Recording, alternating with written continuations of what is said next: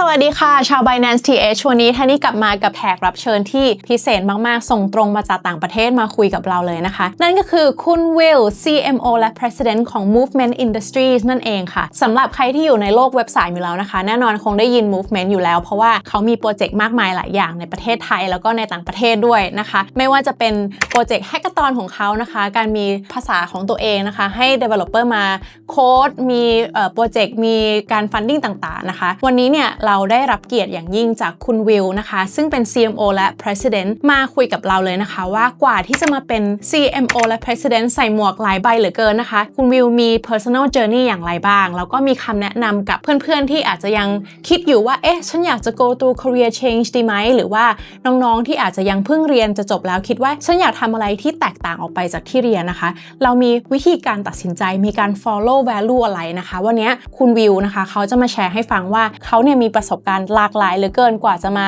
อยู่ที่ Movement Industries นี้นะคะก็เดี๋ยวเรื่องราวเป็นอย่างไรขอไม่พูดเยอะเดี๋ยวให้คุณวิลเล่าให้ฟังกันนะคะ You guys are doing an amazing job. You actually have quite a strong community here in Thailand, and I've been to a couple of your meetup, and I see that there's sort of this refreshing new energy of people who think that truly sky is the limit. They want to do new things. They want to disrupt industry. So I'm very positive about you guys, and very excited to have you here. I just want to backtrack a little bit. So we have grown so much as Binance TH, and most of our communities are actually younger generation. They're looking for new opportunities. They're looking for new projects to do, whether a career in Web3 or launching their own tokens or projects. Can you maybe share a little bit about your own personal journey, how you get to be, CMO and the president and all these various hats that you're wearing from the beginning? So I started working with a lot of artists in the ETH space. I started working as an advisor and a creator for Consensus Mesh. I was working on a royalties on-chain EIP 4910 standard. And unfortunately, it was around that time that, FTX and Terra Luna and these banks start going down. Right. And so I realized that we were going to go into a bear market. And so I, continued to work with artists, continue to build brands and help people do marketing. And then I started looking into M&A. How can I help not just artists, not just individuals, not just entrepreneurs or activists? And I was helping volunteer for Congress campaigns, but how can I help businesses that are trying to help people as well? So I started doing M&A, and it was around that time that I met, a young co-founder named Cooper Scanlon who, was struggling to find his footing in the marketing world.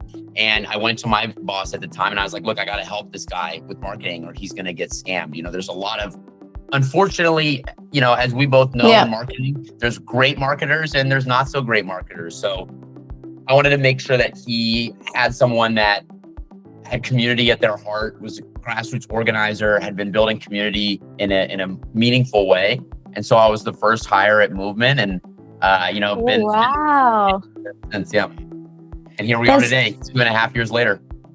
That's amazing. It sounds like all of your career, you are motivated by helping others, like empower other people, making sure that they get the right opportunities. That's really awesome. What drives that? Like, I'm just curious, like why were you motivated the way that you are? That's a good question. I think from an early age, so I grew up as an immigrant in France. I'm American by nationality, but I grew up in Paris. And I think seeing the world through the eyes of immigration and kind of the otherism that exists in the world and how, all countries suffer from this, all people suffer from this idea of like, separation and otherism. I never felt like I belonged and I wanted to make other people feel like they did. And so that kind of started that journey as a child. And then as I moved from place to place and saw that that was a way that other people felt, I never wanted anyone to feel that way again. And I feel like it continued to evolve in, not only can I help make them feel like they belong, I can also help them with other problems because it's not just a problem of belonging. There's also financial inclusion problems and opportunity problems. And accessibility. Yeah. You get it. And so that kind of turned into just like a need to help.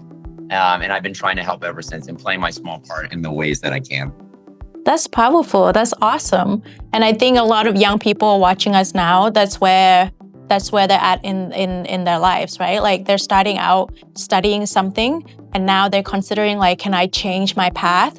And I think your story would definitely motivate them. It's not about what you study. It's not about where you start off, but you can reconsider your options and you can change, but you can, throughout all of this, what I've noticed about you is that you follow your value. Like your value is like always, what can I do to help you? Like, how can I make sure that this person gets to where you think he should go or fulfill his potential? And as long as you follow your value, I think that's, it will create your own path without you ever knowing it. And without me being so wordy about this, I actually wanted to get your take on, because we do have a lot of young people watching, especially like university grads and first jobbers. What would be your advice for these young people starting out in, the job market that it is now, and ever-changing world and ever-evolving Web3 ecosystem? What would you say to them? I appreciate that. And I think you touched on this a little bit. It's, you gotta follow your internal clock. Like you have a compass that guides you in your actions. Like follow that inner voice that is guiding you towards what you truly want to do. There's this great chart called the Maslowian hierarchy of needs. And at the bottom of the chart, like the thing that we all need at a basic level is obviously like safety, shelter, food. Yeah. At the top of the chart, the most important thing to a human being is self-actualization, like becoming the person that you truly want to become.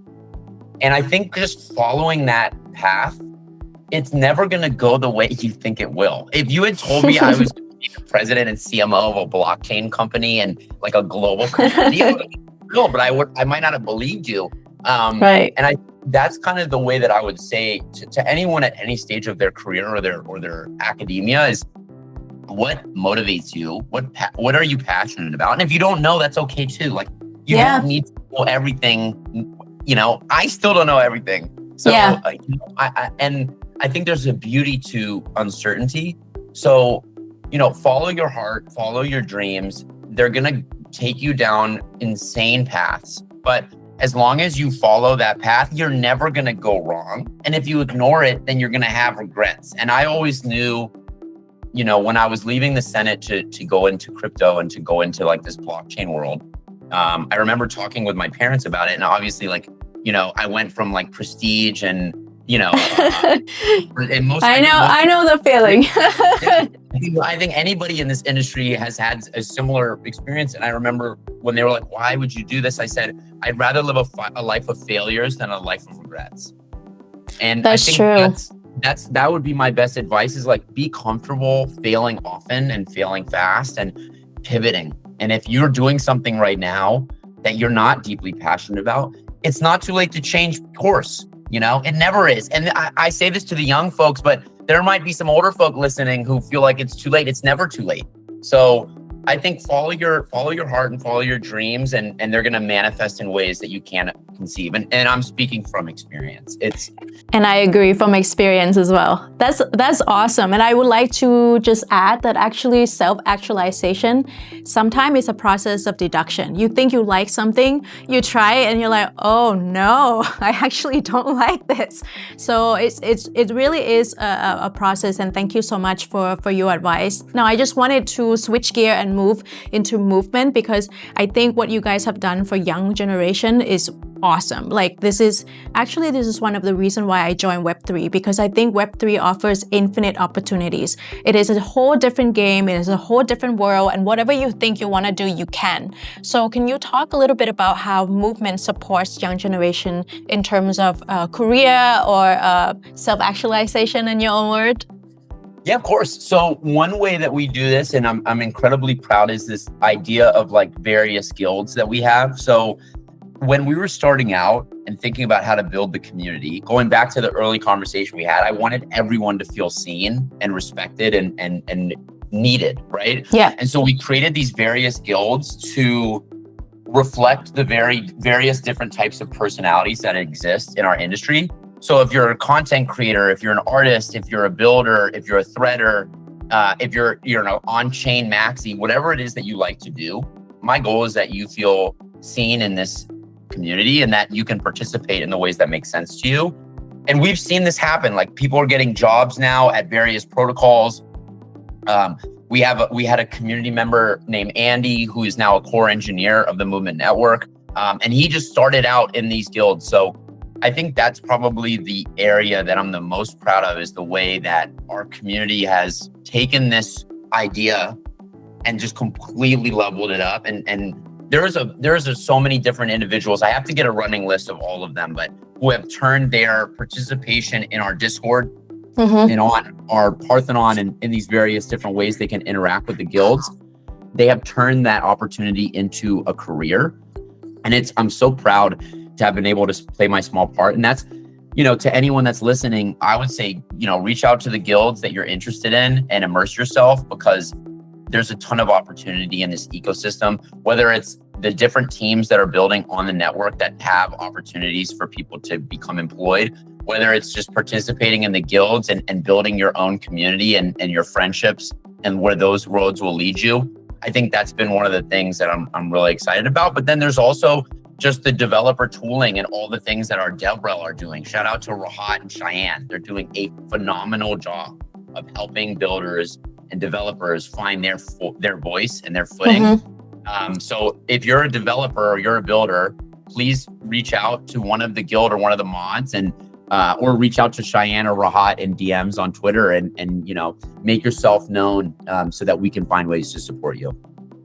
That's awesome. I know that you also organize a lot of hackathons around the world, actually. I think I've been to 2 in Thailand at least. Can you talk a little bit about that? How, normal person can, or like younger generation could participate in this, where they should get the news from when you guys are organizing one, either in Thailand or somewhere else? Is it Twitter, or you have a Discord group that we should join? I think Discord and Twitter, you'll find everything that you need to know about us. If you follow @Move Industries, or if you follow Cheyenne or Rahat, and I can send you guys their handles so that people can stay up to date. Yeah, we can just put it up on the screen. Okay, great. Anything that is hackathon related, you will learn from them. And while I'm talking, I'm going to multitask, because I'm also going to say to folks, you got to be able to multitask in this industry. Yes. Rahat's Twitter is Rahat Codes, and Cheyenne's Twitter is OX Cheyenne. So if you're a builder, if you're a developer, if you're interested in what we're working on, make sure that you're following them, because all the updates about our hackathons will come through their pages. I see. I'm trying Okay. to make sure that we're doing more virtually, because as much as I do love the in-person hackathon, it does limit the amount of people who can access them. So we'll be doing a lot more work virtually for the people that are all over the world. There are resources on our website so that you can learn how to code and you can learn how to use Move. We have a community member who's doing 100 days of Move, where they're going through their journey of Move development. So you can follow their journey and learn with them. And Rahat and Cheyenne are phenomenal content creators. So on top of having, the resources to learn about what we're doing, they're also providing, tools and videos and introductions on how to use Move on our website, on our YouTube, and you can find those links on their pages as well. That's awesome. I think that's super helpful. What's in store for Movement in 2025? Now we're halfway done. So there's a lot in store for the movement. We have Parthenon is rolling out. It's going to continue to develop. For folks who aren't aware, that is what I would call the front end of our network. So if you want to participate on chain or off chain with the movement, Parthenon is a great gateway for that. The guilds are going to continue to develop, so a ton of activities for people on the community side. There's a ton of projects that are launching, both NFTs, games, various different sides of the stack in terms of DeFi, in terms of SocialFi, really any type of way that you want to interact with blockchain, there will be a way for you on the network in the coming months. We're doing a lot of work with all the countries of the world that we can. We have 52 Thailand? Of course, a lot of plans for Thailand. We have amazing builders, amazing community members there.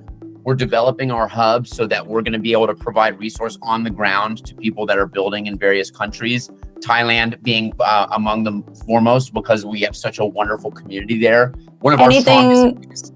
Really? Anything for Thai community to look forward to? I would say the community hubs which are both developer centric as well as user and community centric. So anybody that's interested that's in Thailand, very much recommend that you go and follow what's going on with our community hubs. Okay. I think it's OX Imran on Twitter is our Giga Chat head of marketing who will be spearheading these. It is Imran Fast Start. I misspoke. Sorry about that, Imran. Okay. Imran Fast Start on Twitter. You can follow him. He will be driving the hubs with our incredible head of BD and APAC, Joe. We have an ambassador program that's going to be really starting up soon. So if you're interested in yapping or, creating content or art, that's a great initiative for you to get into. And then we have a ton of cultural initiatives across both the hubs, the ambassador program, and everything that we do to make sure that the youth and that the culture of the world is seen on chain. So if you're an artist in Thailand, if you're a musician, if you're a content creator of any form or fashion, or you're a developer, you will be seen. And if you don't feel like you're being seen, then write me personally and say, Will, I don't feel like I'm properly being valued. If you're like a photographer and you don't see enough photos on chain, or you're a sculptor or whatever it is that you do, if you feel like you aren't being seen, please let me know so I can make sure that you are. Okay, and other than Twitter, where can people who are interested in joining your movement can get involved with you, especially in Thailand? I think the best way is our Discord. Okay. Join the Discord. There is a Thai community there that will receive you well. Obviously, I'm speaking in English, so the barrier of language is there for us. But if you want to send me a message in Thai, there's great translation apps so I can figure out what we're saying to each other. I offer to help as well. You hit up Tanny and make sure that she's here to help you. And I think Discord and Twitter are the best ways. And then reach out to our builders. I'll make sure that you guys have a list of all the builders that we have in Thailand, but reach out to them, reach out to the mods, and reach out to the community and immerse yourself because we want you to join and we welcome you with open arms. Awesome. We would be sure to put all of this information in the YouTube description and also the comment section of our Facebook. Great. Awesome. Awesome. I think that is all. That has been really fun, Will. Thank you so much for your time. Of course. Thank you for it. And what I would say to end it on my side is to anybody that's listening right now, you are loved. You are fantastic. You are uniquely great in every way. So if anybody's ever told you otherwise, let me be willing to say it. I love you. You're amazing and believe in yourself. And this life is short. So live it the best that you can and enjoy it as much as you can. And I look forward to meeting you if ever we can while we walk this path of happy destiny together. And thank you all for listening today. And make sure you're following Binance Thailand. Make sure you're supporting Tanny. Like, comment, and subscribe. Show them some love. Because they do this for you and they can keep doing it only if you support it. So make sure you show some love to them. And thank you so much for having me. I'm so grateful. Man, what a way to end. I don't need to say anything anymore. But thank you so much, Will. I hope I get to see you in real life soon. We're manifesting it. Next time we'll do it in person. Awesome. Let's do that. Do it. Have a good day. คำเตือนคริปโตเคอเรนซีและโทเค็นดิจิตอลมีความเสี่ยงสูงท่านอาจสูญเสียเงินลงทุนได้ทั้งจำนวนโปรดศึกษาและลงทุนให้เหมาะสมกับระดับความเสี่ยงที่ยอมรับได้